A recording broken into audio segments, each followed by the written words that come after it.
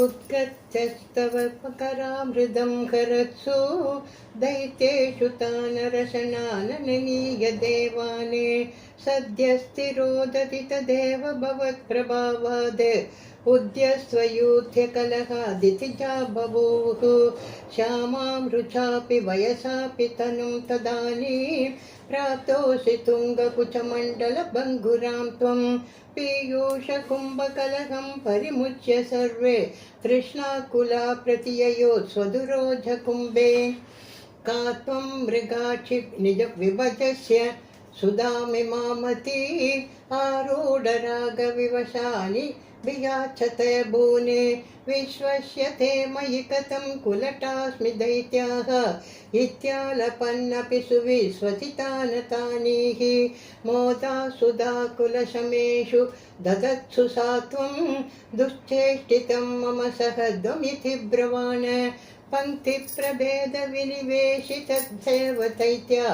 लीलाविलासगतिभिः समस्ता सुधां त्वाम् अस्मास्वियं प्रणयिनीत्यसुरेषु तेषु जोषं स्थितेष्वदसमाप्य सुधां सुरेषु त्वं भक्तलोकवशगो निजरूपमेत्य स्वर्भानुमर्दपरिपीतसुधं व्यलावीः त्वत्तः सुधाकरणयोग्यफलं परेषु दत्त्वा गते त्वयि सुरैः खलु ते व्यगृह्णन् घोरे तमूर्छतिरणे बलिदैत्यमाया व्यामोहिते सुरगणे त्वमिका विरासीः त्वं कालने मिमित मालिस्मुखाने जगन्द शक्रो जगान बलिजम्बबालाने शुक्रार्धदुष्करवदे नमुचौ चलूने पेनेन नारदगिरा नरुणोदरणं त्वं योषा वपुर्धनुजमोहनमाहितं ते